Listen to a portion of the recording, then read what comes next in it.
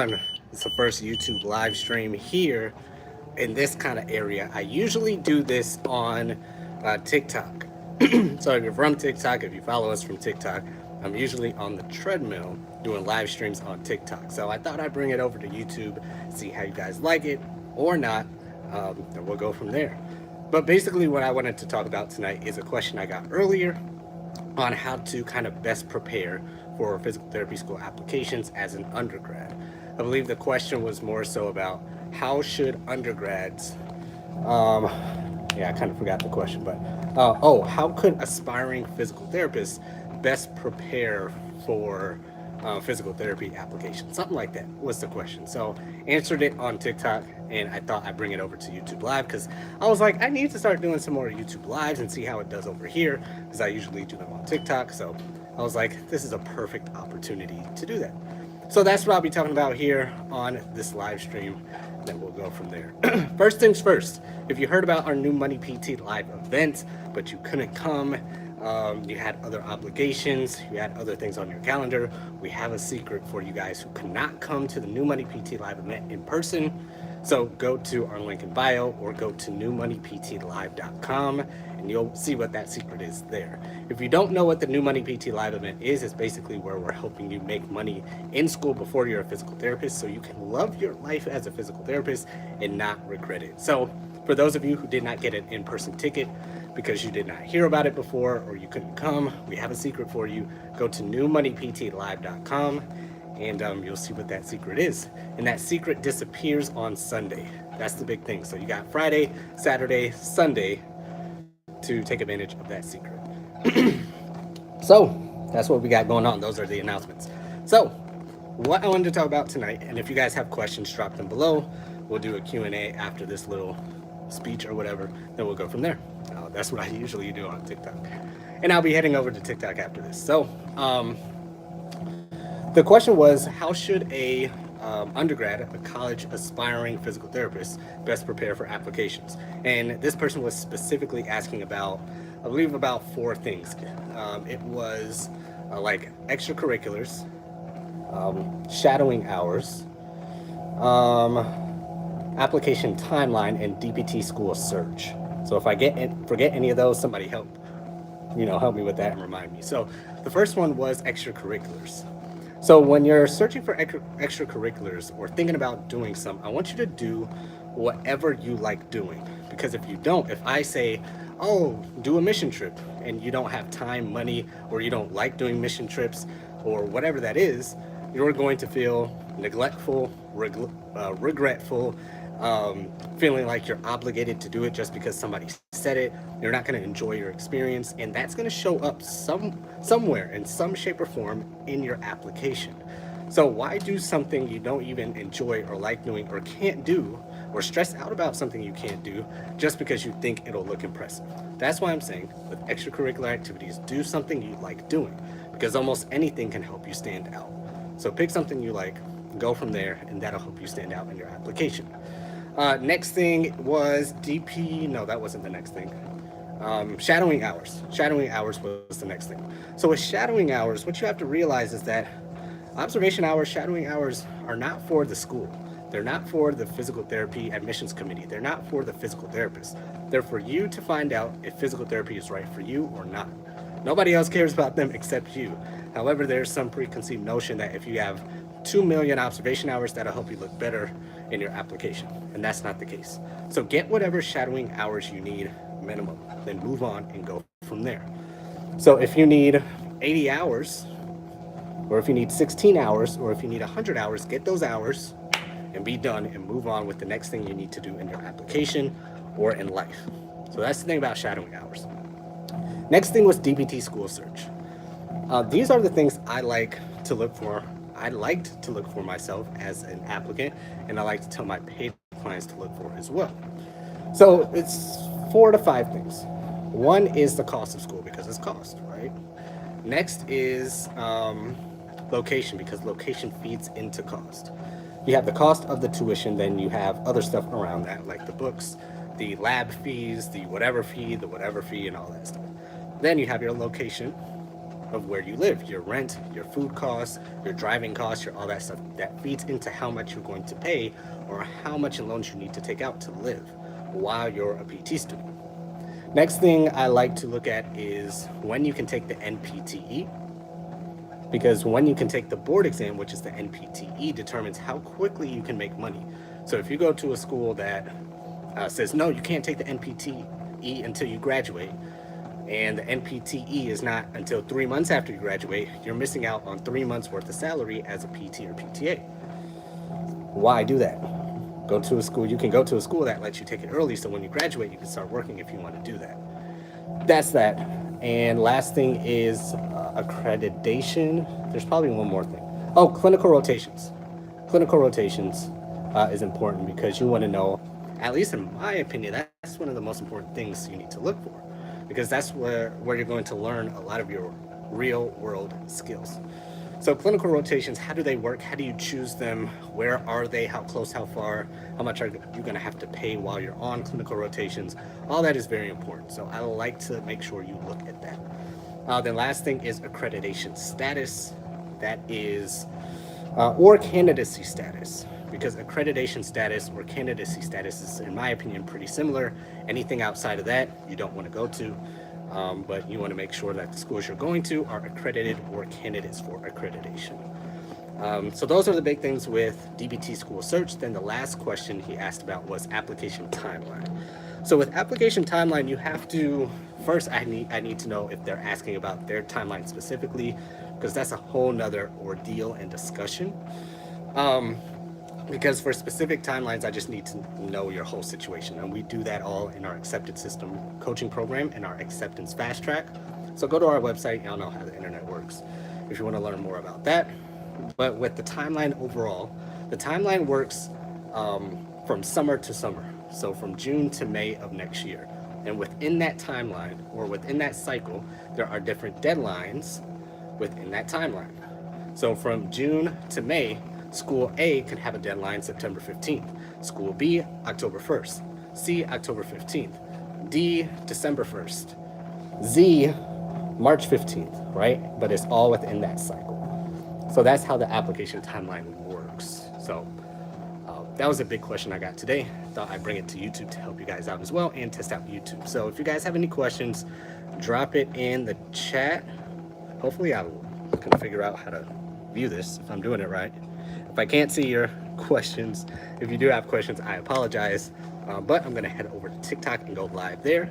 That's where I usually do lives, but I'll definitely be back on YouTube testing this out as well, to make sure live streams are solid and lit over here too. So thanks for joining. I'm just gonna make sure I don't have any questions, that I'm navigating this right. I think we're good. I think we're good. Oh, okay, I can see him. Okay. Was I looking at this right? Yeah, cool. Okay, cool. So it's not that much different than TikTok. All right, cool. I'll be on here more. So artificial, what's going on, Marcus? First of all, thanks for joining. Appreciate you. Appreciate your comment. Thanks for hopping on. So artificial intelligence is growing in use and efficiency. Discuss one positive and one negative for its use in healthcare. This sounds like a assignment question. You must need help on your assignment, maybe? Or if this is just a regular question, that's cool too. But funny you asked that, because we're in the process of using AI within our business very, very soon. So funny you asked that. So let's see. One positive thing about AI in healthcare. So the main thing is less stress on the employer and more accuracy for the patient, right? So let's just talk about this outside of physical therapy, since you asked about healthcare. With AI, you can go all the way from the accuracy of robots in surgery. So you can make sure you're cutting or doing the implants right. I've talked to countless patients in this clinic where they thought their surgeon didn't put the implant in right, or it didn't feel right, or something didn't go right, and it turned out to be true, right? So especially all the way on the robotic side to surgery, it's more accurate, right? And the surgeon can use that to give the patient a better result. And on the surgeon, there's less stress on the surgeon because the robot is taking over those minute tasks, right? You can go all the way to the documentation side, right? Artificial intelligence can hear what I'm saying, just like on TikTok and YouTube, and use captions and that whole transcription thing, and document quicker than I could or another person could. So that can relieve stress from the provider, so the provider has more time and energy to take care of the patient. So it can go on and on. So, and one negative for healthcare, of course, people are going to talk about it taking people's jobs, but that's been a whole discussion since tractors, right? We're taking over farm jobs. Technology is always going to shift the economy, so don't be scared of it. Just use it and work with it, or find something else where you can be useful to society. So I don't think, I mean, it might take people's jobs, but it will just transform where people work and how they work. So I guess that's one negative. I can't think of really other negatives so far, but the only negative I can think of is just taking jobs. That's the biggest thing that comes to mind. So just a regular question because it's been talked about. Okay, cool. Well, Marcus, if you're still on, what have they said about AI? Are they scared of it? Are they embracing it? Are they looking forward to it? I would love it because I want to be on the right side of AI because it's coming whether they like it or not. Like, there's self-driving cars. Like, the heck? Airplanes fly themselves, basically. That's AI. The phones they're using, that's AI, and I'm sure they love it, but it took somebody's job.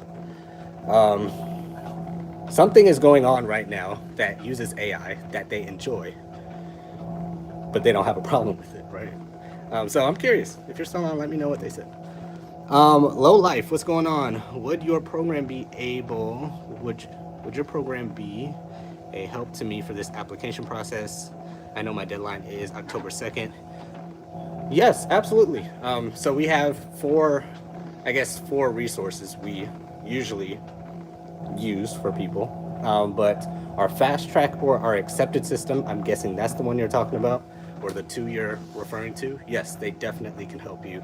Both of those also help you after you get accepted as well, because many people think the application stops when they hit submit, but then it doesn't stop because some people have things in their application they still need to submit after they hit submit. Then they also have the interview process, choosing schools. Then, of course, what's the big one that we've been talking about recently? Paying for PT school. So that's a whole nother discussion and a whole nother solution we have for you. So Low Life, yes. Our resources, fast track, accepted system, pre-PT grind network, our guides, all that stuff can help you as well. Or if you just want a couple calls with us, we have that option too. Send us a DM on Instagram because we can send voice messages back. Not sure how YouTube doesn't have DMs, right? I think they used to way back in the day. I don't think they have DMs, but yeah, send us Low Life if you're really interested, want some more help. DM us on Instagram and we'll talk more about how we can help you best. They're loving it. Okay, cool, Marcus. So they think like me. Glad they're loving it. It's making the job more efficient. Yeah, AI is definitely meant to be a helper. I use it pretty often, but I just need to use it more. I just need to learn how to use it better. Miguel, what's up? Thanks for joining. Glad you're here. Appreciate you. All my hours are in one setting. Would this be seen as a big negative if the rest of your application is sound? It's only a negative if the schools you're applying to want more variety than outpatient hours. If they don't specify, or they say you just need a certain amount of hours and they don't care where from, then you're fine. But if they say, we specifically want hospital inpatient type hours and we need 20 of them and you have 0, well, you're not giving them what they asked for. And that is what the problem will be, because every other applicant will give them the 20 hours or more that they're looking for, and you don't give them the 20 hours that they're looking for, then it's a problem for your application. But if they don't say, and you only have outpatient observation hours, then you still fulfilled the requirement. So that's what you need to keep in mind. That's why it would be a negative. It won't be a negative just because you don't have them. It's a negative because you don't have whatever requirement they're looking for. So hope that makes sense. Hope that makes sense. Cool.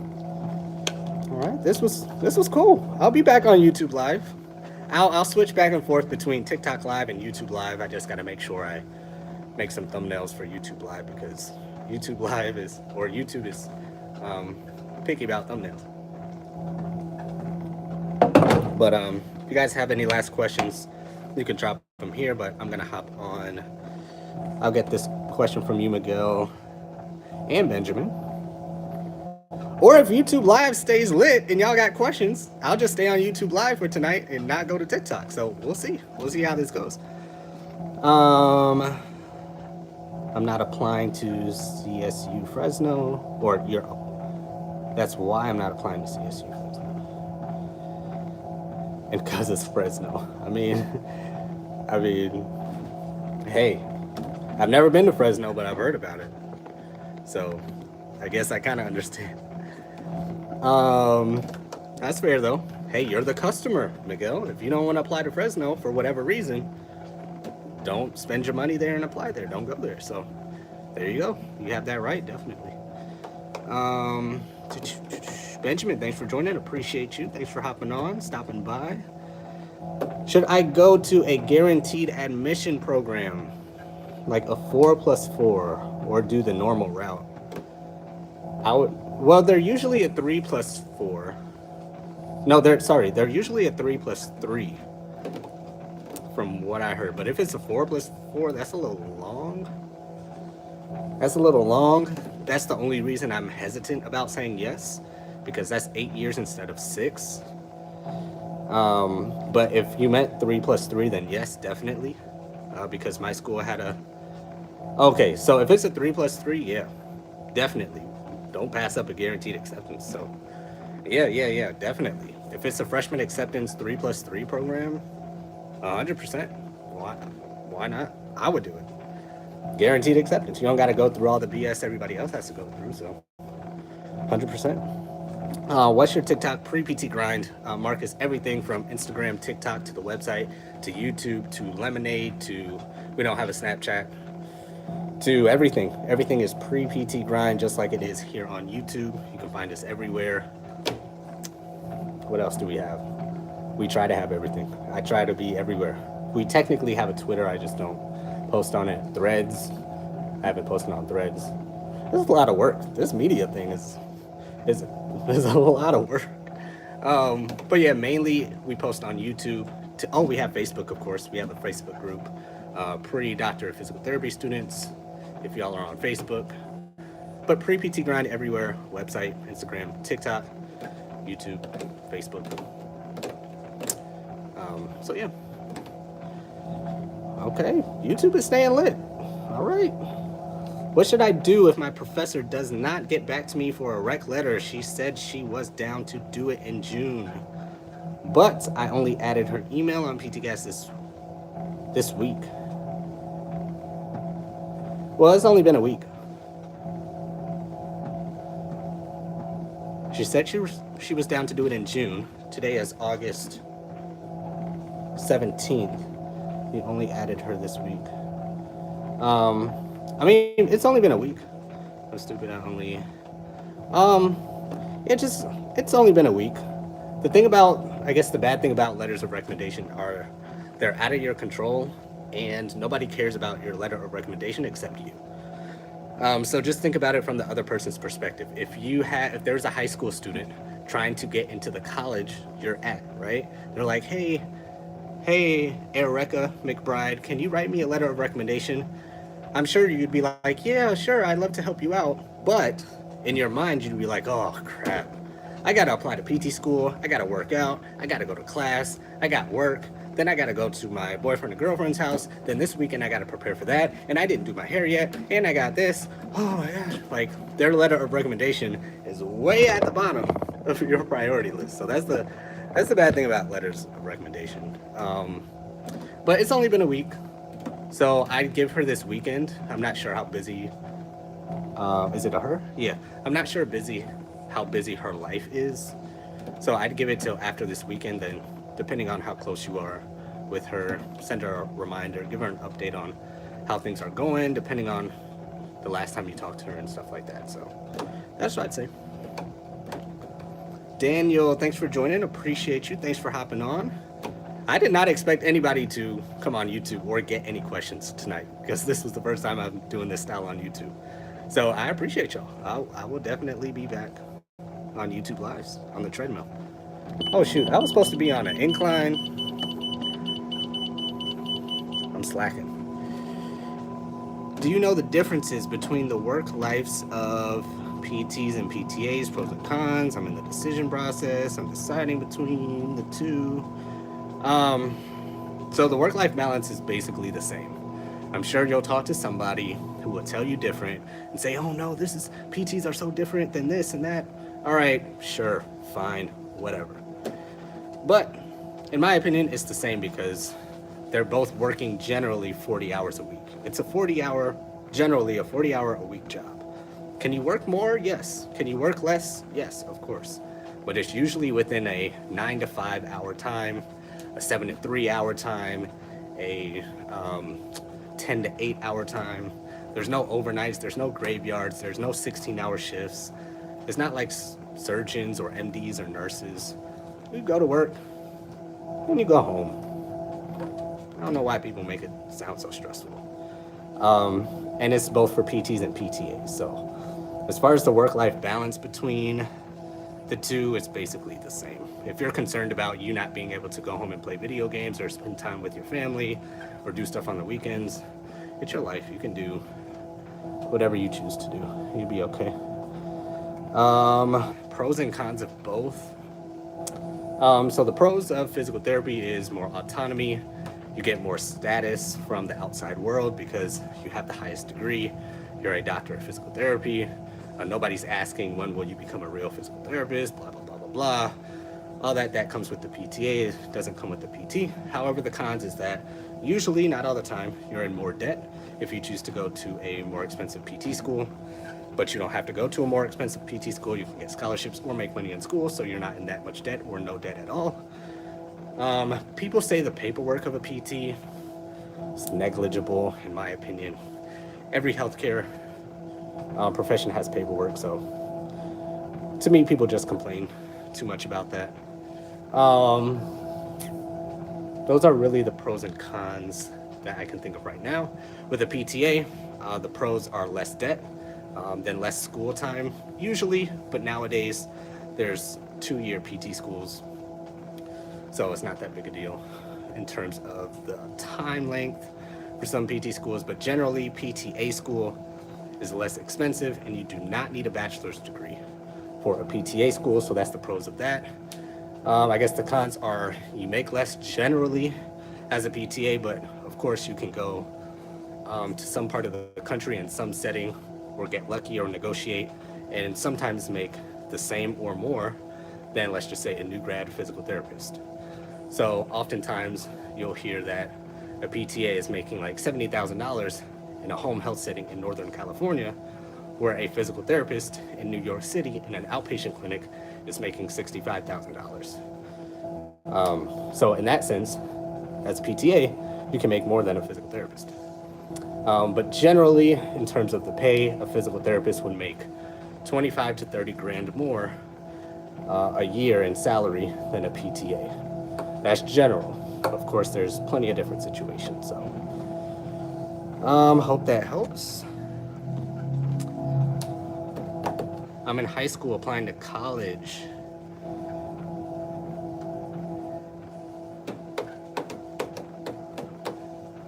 Sure, you can. To regular college? Yeah, you can ask them to write a letter if you want. Yeah, if you want to ask that PT to write a letter for college. Sure, why not?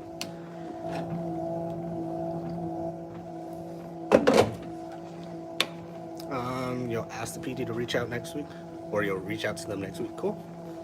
Perfect. All right, this was cool.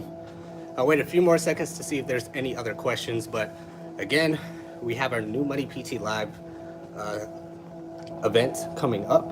September 2nd and 3rd is Labor Day weekend. Right now, there are only virtual tickets available. We've closed down in-person tickets. If you're new to us, you haven't heard us talking about it, but if you've been following us any longer than 2 to 3 weeks, all we've been talking about is money, debt, is PT school worth it, and all that stuff. So you've heard about our new Money PT Live event. That's where we're gonna help you make money in school now before you're a physical therapist, so you can love your life as a PT and not regret it just because of money. So go to newmoneyptlive.com, check those out. We got our virtual tickets going on now, and they close on Sunday. Or sorry, the early bird price closes on Sunday, so definitely check those out. So hope you guys enjoyed this, and I'll be back. I'll be seeing y'all again. Take care.